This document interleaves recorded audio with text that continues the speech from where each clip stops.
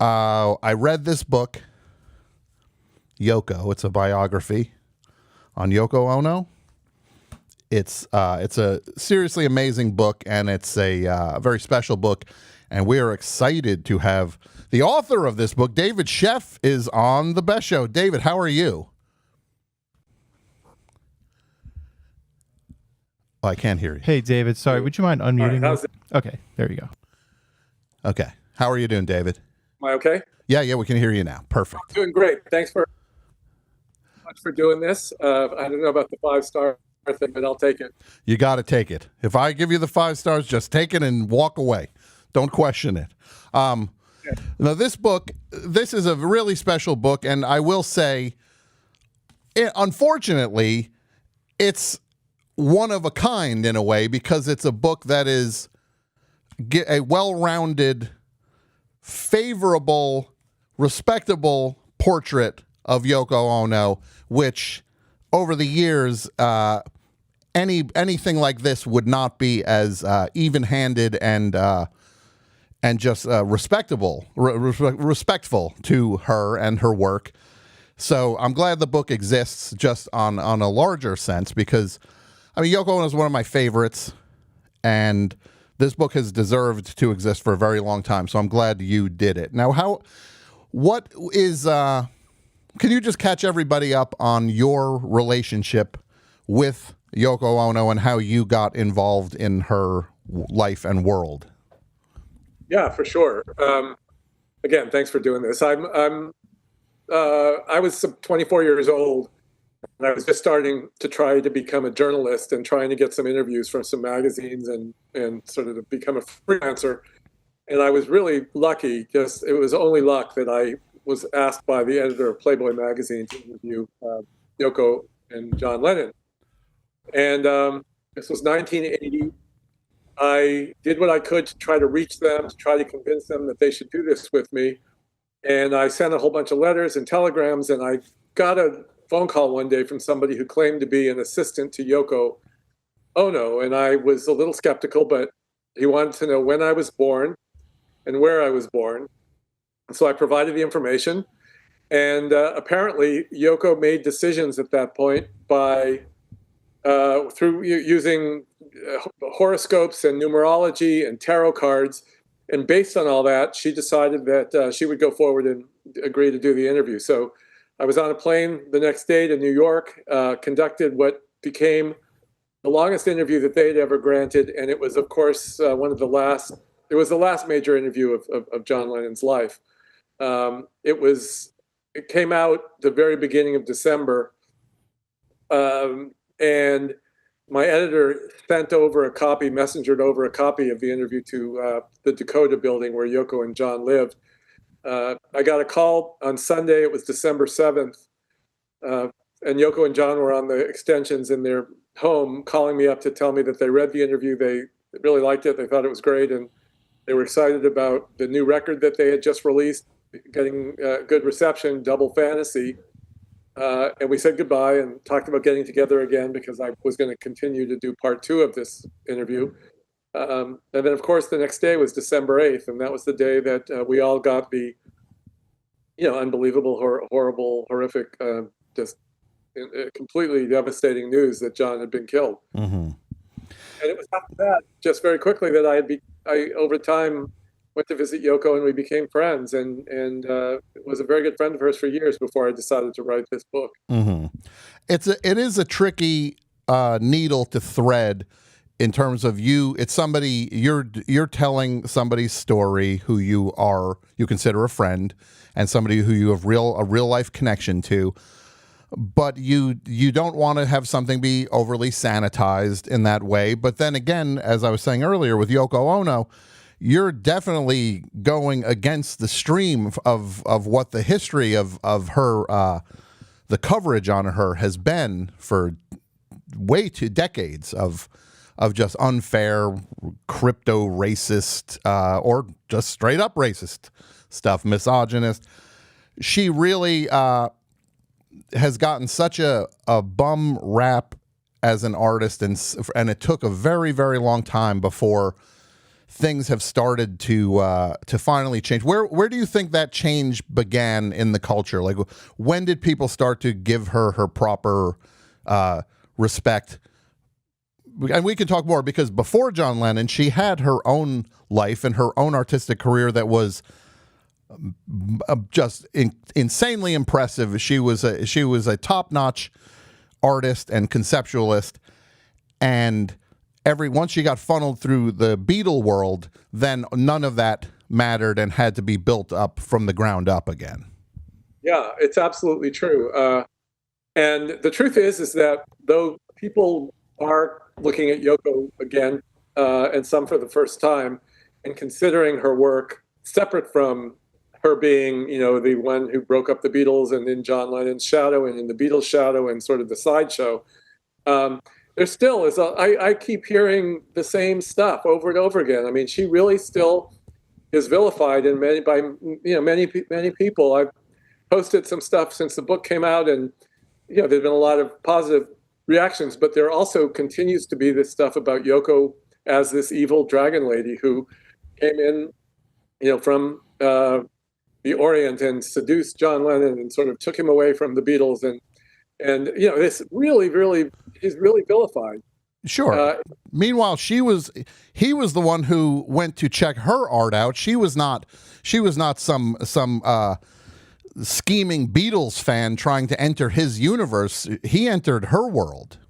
That's right. Yeah, and that's exactly what happened. And people don't know that. A lot of people don't know that. But as you said a little while ago, Yoko was an established artist through the 1960s and into the 1970s. She was doing, incredibly well in the avant-garde art world, showing pretty far out stuff at museums and galleries, and doing performances at concerts, with very unconventional, her unconventional singing, which turned a lot of people off, but was also really thrilling to a lot of people, including to John Lennon. And anyway, she had this big art show in London where she was showing a lot of her work. And the day before the exhibition opened, in comes this guy. Yoko didn't know who it was. He becomes entranced by the art. He really, makes a connection with the artist. And only afterwards does Yoko realize that this guy was John Lennon of the Beatles. Mm-hmm. She had heard of the Beatles, but she didn't recognize him. It was not her world. Yeah, she was a full-on capital A artist in New York and London and Japan, and she had definitely made her mark in a bunch of ways, both in art and music. She was already into, and she was a pianist and had a legitimate background in music. How did you? What has been your relationship to her music? Like, what was it? How did you perceive it at first, and how has it evolved with you, David? Well, I was a big Beatles fan and John Lennon fan when I was young, and so when the Beatles did split up and John Lennon released his first record, the first big album was called the John Lennon Plastic Ono Band album. At the same time, he and Yoko released her album as well. It was a companion album, Yoko Ono Plastic Ono Band. And I listened to it for the first time, and I didn't get it because I was coming from the mainstream world, and Yoko's thing is a lot of vocalizing and a lot of screaming and a lot of moaning and, really this avant-garde wild stuff. And she jams, she uses her voice like a saxophone, an instrument, jamming with musicians. And so I didn't get it. But the more I listened, the more I became kind of obsessed with it. And I got that this was a different form of music. It was not the melodic stuff like we were used to, if we were listening to the Beatles and bands like that. But this was a completely other thing. And it was really exciting. It was this visceral calling out about peace and about pain and about anger. And it was, this, now it's even now considered to be on the edge of contemporary, on the edge of art. I mean, it's really remarkable stuff. So it took me a while. And what I found is that it took a lot of people a while, but many people I interviewed for the book, including people like, David Byrne and Kim Gordon from Sonic Youth and Thurston Moore, and Cyndi Lauper and Laurie Anderson. I mean, a lot of pretty big artists say the same thing, that once they discovered Yoko, they were enthralled by it. They also were inspired by it, and part of what they do now is since then has been because of Yoko. Absolutely. No, her music and the way she approached music just runs so deep through anything that you'd consider to be alternative music, art, music, whatever you want to call it. She's on the Mount Rushmore as a founding mother of so much of what everybody just thinks always existed, but it a lot of it started with Yoko Ono, with the music. She was kind of joined at the hip with John once they became a couple. They were inseparable. What was, and that's where a lot of people, that's what they jump on, is that stuff to make the case against her. To me, that has, especially after you watch the Get Back, the 9-hour documentary thing, John's the one who needs her there. She's not. You can feel watching her there. She could just as easily be somewhere else doing her thing, but he needed her by his side to get through this stuff. That's absolutely right. And people don't get it. What they see is they see this person and wonder, what the heck is Yoko Ono doing in the recording studio while the Beatles were making, Let It Be album at that point. And the truth is that John was very unhappy during that time of his life. He was very open about that. He was miserable and would not possibly even have shown up if Yoko had not accompanied him. I mean, when they fell in love, he felt connected to her like he'd never felt with anyone in the past.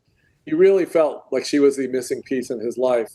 And he was so excited about the freedom that her art showed. I mean, it was a whole new way for him to be and for him to express himself.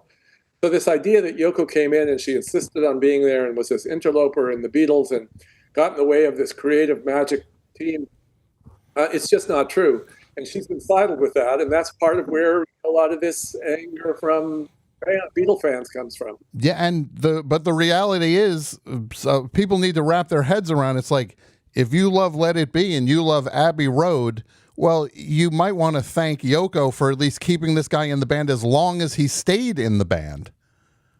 Yeah, I really think that that's true. And I sort of came up with that thought when I was watching that film. And I also was reading so much about what John talked about during that period, about how miserable he absolutely was and how over the Beatles he was. And it was confirmed when I spoke to a good friend of theirs, was Klaus Vormann, the bass player. And He basically did the same thing. John was so unhappy. He was spending time, he was crying when they were together. And if it wasn't for Yoko, he may have checked out of the Beatles way before they did those albums. And so during that period, which they undoubtedly came up with some remarkable records. I mean, Abbey Road and Let It Be, like you say, he just may not have shown up. And so, yeah, we should be thanking Yoko. And I don't know if very many people. I don't think there's not a long line of people admitting they were wrong on that one. In her art, it feels like it's a constant balance between pain and happiness. It feels like those are the two goals and objectives she carries in everything she makes. And you knowing her, would you say that she's more of an optimist or more of a pessimist? Because which one is countering the other? Is the pain countering the happiness, or vice versa? I think it's true that she definitely felt those extremes throughout her life. It wasn't just the obvious time when, after she lost her husband, when the pain was just, immeasurable. I mean, it was just, she was, of course, so completely broken and devastated then. But she suffered a lot, but she still, in spite of that, continued to try to give this positive message to the world. She gave it to herself. She always wanted to see things in a positive way, and said that if she wasn't able to do that, if she wasn't, she believed in this idea of wish fulfillment. So even after, in the years after John died, after she expressed herself on some very brutal records, like an album in which she was expressing her rage and her anger, she came out then after that with a record called "It's All Right." Mm-hmm. Things were not all right for her. She was really having I was around a lot, and she was not. She was suffering a lot, but she wanted to project this to the world and also to herself, because she believed that if she continued to say that everything was all right, it would be all right. And she suffered greatly over the course of those years. But she continued to put out these records and also this art that was always very positive. It went back to that original show that when John and Yoko met. One of the pieces that brought them together was one of Yoko's art pieces that, you climbed to the top of this ladder in this art gallery, and you grabbed a magnifying glass and you looked at the ceiling, and on the ceiling there was this little tiny word that you couldn't read without the magnifying glass. And when you kind of focused closely, you saw that the word was yes. And that was really meaningful to him, because he said that was at a time when in the art world there was all this negative stuff about smashing pianos and burning cars, and everything was negative, anti this and anti art. And Yoko had this positive message. So it was a through line in her work. Mm-hmm. Absolutely. Who do you think who were her fans in the 70s when she was starting to coexist side by side with John? Because you'd think the way it gets painted, and I know a lot of people hated her and were mad irrationally or whatever, but she did have fans. Because I just saw the 1-to-1 movie, which is it's actually a nice companion to your book in a certain ways, because you get to see you get to see it brought to life, the stuff you talked about. You see her just walking the streets of New York, and you see people are seeing her, and they are saying that they love her right there. So it was not 100% negative. Who were those fans at the time?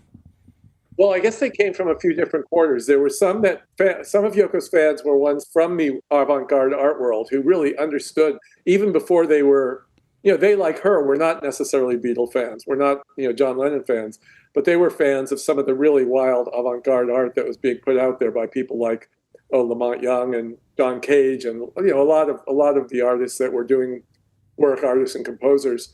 So those people appreciated Yoko's work, and then. Just like not everyone turned against her when she got together with John, there were some sympathetic fans even then, and people who were such fans of John that they felt, John would not have gone with Yoko if there was not something really special about her. And so she received, some fan letters and some letters from people who got what she was doing, really appreciated what she was doing.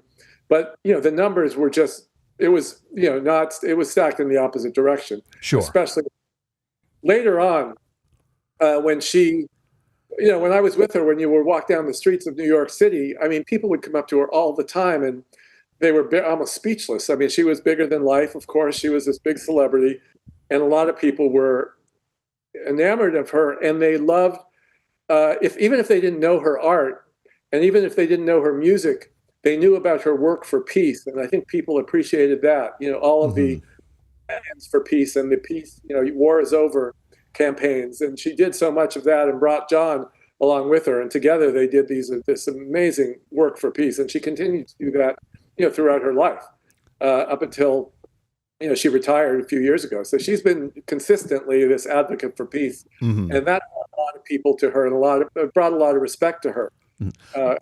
I'm sorry, go ahead, David. All I was going to say is, as well as in the mainstream art world, she started to get a bit more recognition. She had big museum shows, some retrospectives. And in the music world, as I said, some of these avant-garde artists and these other sort of people on the edge, these experimental artists, when they started to embrace her, people started to listen to her, and she did start to gain a following, and she has a good following now.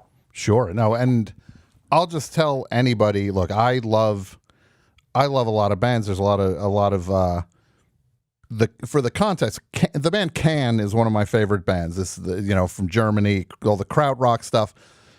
These are literally they fit side by side with everything else you love. And if you think about her, if you can separate the idea of what you think a singer is supposed to be and just realize she's using her voice the way a musician uses an instrument, and it's nonverbal a lot of time, but the emotion is undeniable. It's just these waves of emotion. It's like, and it's honestly, it's some of the heaviest groove-oriented music. The companion album to John Lennon, to the Plastic Ono Band album, I feel the Yoko Ono album, I would put that right next to it in terms of how amazing and impactful that album has been to me.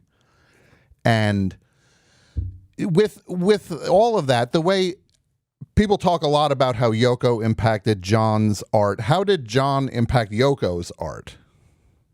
Well, one thing that happened, which maybe was not necessarily doing her a service throughout her life, was that he brought to her, this fame and this bigger audience. I mean, a ridiculously bigger audience. I mean, Yoko was doing very well in this very small, rarefied art world.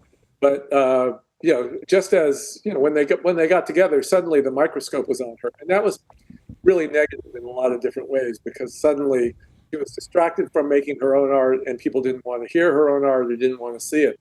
But at the same time, she also was able to explore some of the work that she had done when she was young. For example, she was trained as a singer, which of course people don't know that. People make fun of her singing. People think she was just shrieking. But as you say, there was a lot more going on there. So, when she was working with John, she started to compose ballads with him as well. She released some records that are very traditional records. She was an opera singer, believe it or not. People don't believe that, but she was this very beautiful singer, and there were people that were advocating when she was young to become a singer and have that be her career. So it was only, that it was a two-way street. John influenced Yoko, Yoko influenced John, and together they created, some of this, some of the most remarkable, music I think that's ever been made. Mm-hmm. Absolutely. And there are certain albums, if you like, Feeling the Space, right? Am I got the title right? Feeling Space. That album has songs that any 70s singer-songwriter could have put out. You can stack it right next to those records, and she was operating with the same. It wasn't all just over the top, just nonstop emotion with everything. There's everybody knows this 5-year period where they both withdrew from public life, and it felt like it was like John's side of things. Everybody knows. Oh, he stopped recording, but it would tinker around on a guitar and stuff.